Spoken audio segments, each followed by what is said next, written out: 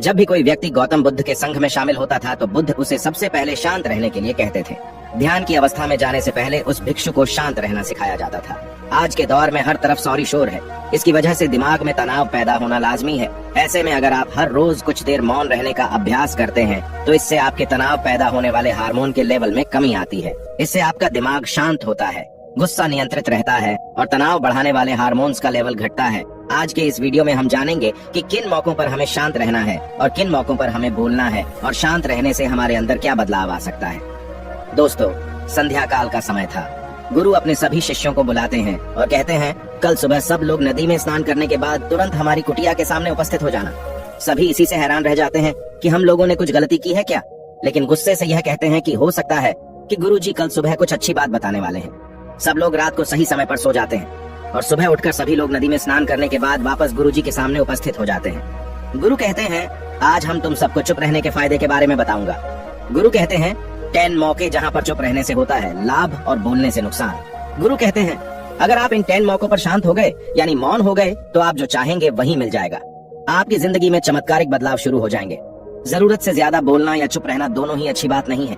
जैसे जरूरत से ज्यादा बारिश हो जाना या फिर धूप दोनों ही दिक्कत देती है, उसी तरह अनावश्यक बोलने से भी काफी नुकसान होता है। गुरु कहते हैं कि पहला ऐसा मौका जहां पर व्यक्ति को चुप रहना चाहिए, बिना तथ्य के ना बोले।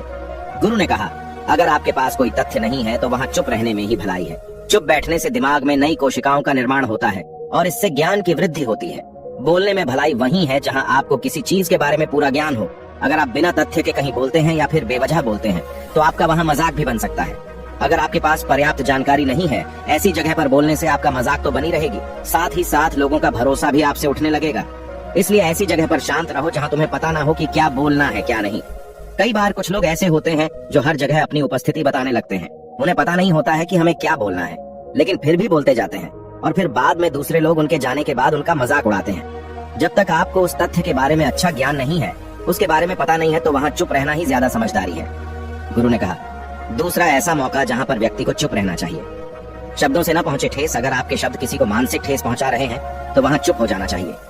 कमजोर व्यक्ति के बारे में कुछ भी बोलकर आप महान नहीं बन सकते हैं। महान आप किसी कमजोर का साथ देने में बनेंगे। कई बार होता है कुछ लोग अपने से छोटे व्यक्ति को भला बुरा कहते रहते हैं। सामने वाला इंसान तो कद से आपसे छोटा है, वह आपको कुछ नहीं बोलेगा, लेकिन आप उसकी नजरों में गिरते चले जाएंगे। हो सकता है कि कल वह भी आपसे पद में बड़ा हो जाए। पद में आपसे जब वह बड़ा हो जाएगा तो आज जो रवैया आपका उसके साथ है, आने वाले समय में वह भी आपके साथ वही करेगा। आप किसी को नीचा दिखाकर बड़ा नहीं बन सकते हैं। बड़ा बनना है तो अपने से छोटे लोगों का इज्जत भी करना सीखें और साथ ही साथ बड़े लोगों का भी सम्मान करना चाहिए।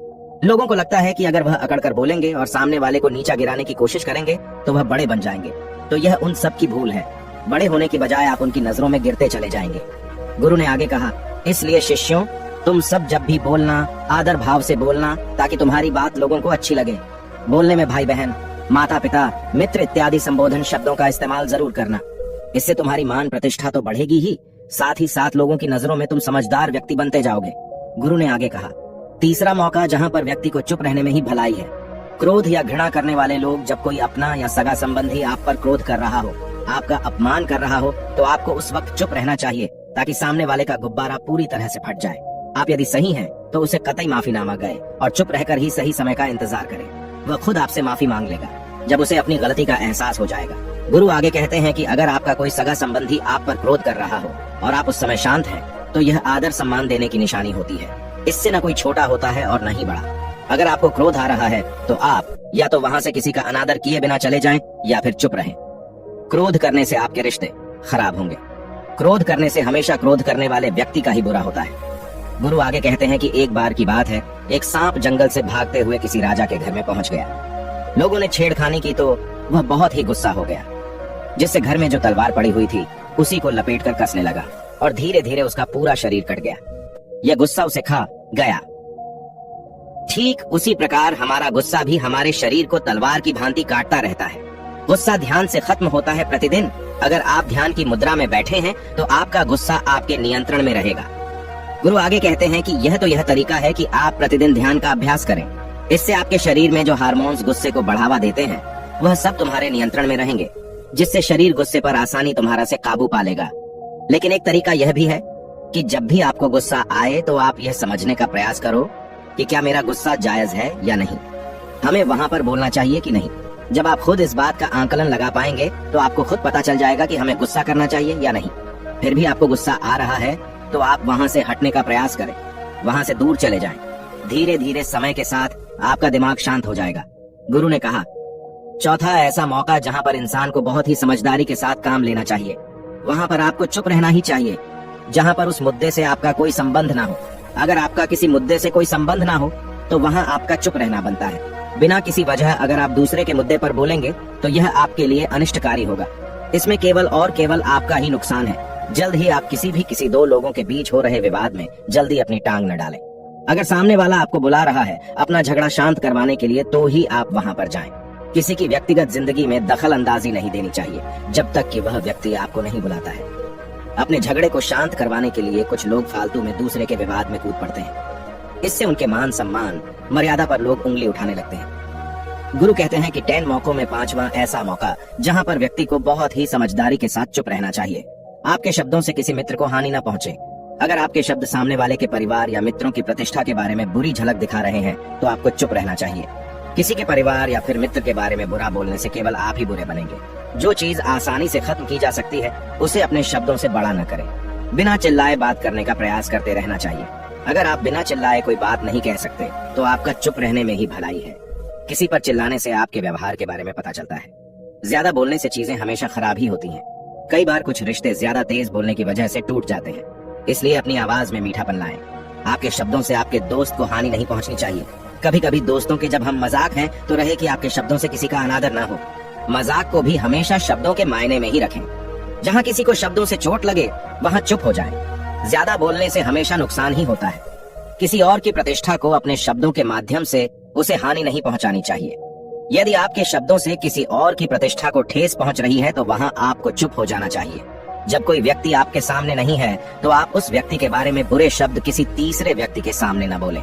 गुरु कहते हैं, छठा मौका जहाँ पर व्यक्ति को चुप रहना चाहिए, जब कोई कर रहा हो किसी की बुराई। जब कोई आदमी आपके सामने किसी तीसरे आदमी की बुराई कर रहा हो तब तुम्हें चुप रहकर बस सुनना चाहिए। अपनी राय व्यक्त नहीं करना चाहिए, क्योंकि जो आज आपके सामने किसी तीसरे की बुराई कर रहा है वह कल किसी और के सामने आपकी बुराई भी कर सकता है। यदि आपने कुछ कहा है तो नीति शास्त्र के अनुसार जो अपने मुंह को बंद रखता है और बुद्धि से काम करता है वही इंसान समझदार होता है। बिना जरूरत के बोलना, किसी के बारे में किसी के बीच में बोलना यह गलत बात है। कभी कभी हमारे लिए बुद्धिमानी इसी में होती है कि हमें अपना मुंह ऐसी जगह पर नहीं खोलना चाहिए।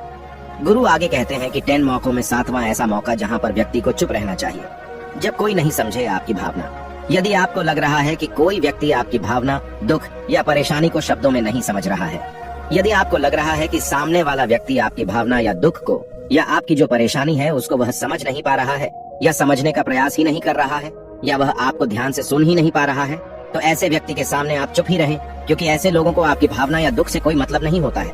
ऐसे लोगों को अपना राज बताकर आप पछताएंगे ही बाद में। इसलिए हर किसी को अपने मन की बात नहीं बतानी चाहिए। अगर आपको लग रहा है कि सामने वाला आपकी बात को नहीं समझ पा रहा है, आपकी भावनाओं को नहीं समझ पा रहा है, तो वहाँ पर आपको नहीं बोलना चाहिए, क्योंकि आज में आपका मजाक ही बन जाएगा जब आपको लगने लगे कि सामने वाला आपकी भावनाओं को ठीक तरीके से समझ रहा है, आप जो कह रहे हैं वह ठीक से सुन रहा है, तभी आप उसे अपनी बात कहें। गुरु कहते हैं कि 8वां मौका जहाँ पर आपको चुप रहना चाहिए, जब कोई इंसान अपना दुख व्यक्त करे। यदि कोई इंसान अपने दुख या परेशानी को आपको बता रहा है तो इसका मतलब यह है कि वह आपको अपना समझ रहा है। ऐसे में तुरंत ही उसे समाधान बताने के बजाय चुप रहकर उसके दुख या समस्या को सुने। उसके दुख या समस्या को किसी और को न बताएं। वह इसलिए नहीं बता रहा है कि उसकी समस्याओं का समाधान कर देंगे, बल्कि वह इसलिए भी बता रहा है कि सामने वाला उसकी बात को समझ रहा है। कई बार बताने से दुख कम हो जाते हैं। आपको अपना दुख इसलिए बता रहा होगा कि उसे लग रहा है कि आप उसकी बात को समझ रहे हैं। दुख बांटने से कम हो जाता है। इसलिए जब कोई व्यक्ति अपना दुख आपसे व्यक्त करे तो आप चुप मारकर उसकी बात को बहुत ही ध्यान से सुने, ताकि उसके दुख कम हो जाए, उसके मन का बोझ हल्का हो जाए, क्योंकि उसके मन में जो भी बातें थी वह आपको सब बता दिया। गुरु आगे कहते हैं कि 10 जगहों में 9 ही ऐसी जगह जहाँ पर आपको चुप रहना चाहिए। जहाँ पर दुष्ट प्रकृति के लोग रह रहे हों और गाली गलौज कर रहे हों तो आप वहाँ पर मत जाइए। ऐसी जगहों से आप चुपचाप निकल जाएं, अर्थात अपनी प्रतिक्रिया दिए बिना आप वहाँ से चले जाएं, क्योंकि जिसकी जुबान खराब होती है, जो दुष्ट प्रकृति के लोग होते हैं, उनको आप ऐसे समय में नहीं समझा सकते हैं। जब उनका दिमाग पूरी तरह से शांत हो जाए तभी वह आपकी बात सुनेंगे। इसलिए जहाँ पर दुष्ट प्रकृति के लोगों आपकी बात को न मानते हो और न ही सुनते हो तो आपको वहाँ पर नहीं बोलना चाहिए। गुरु कहते हैं कि 10 माह ऐसा मौका जहाँ पर आपको शांत हो जाना चाहिए। अपनी सफलता का राज हर किसी को न बताएं। कई बार होता है कि कुछ लोग जो सफलता को बहुत ही जल्दी अर्जित कर लेते हैं, वे हर जगह अपनी सफलता का ढिंढोरा पीटने लगते हैं। ऐसे में क्या होता है कि कई लोग आपकी सफलता से खुश नहीं होते हैं। अगर आप अपनी सफलता का जबरदस्ती लोगों में ढिंढोरा पिटवा रहे हैं, तो लोगों की नकारात्मक ऊर्जा आपको प्रभावित कर सकती है। जब आप सफल होंगे तो सबको पता चल जाएगा कि आप सफल हो गए हैं। ढिंढोरा पीटने से नुकसान आपका ही होगा।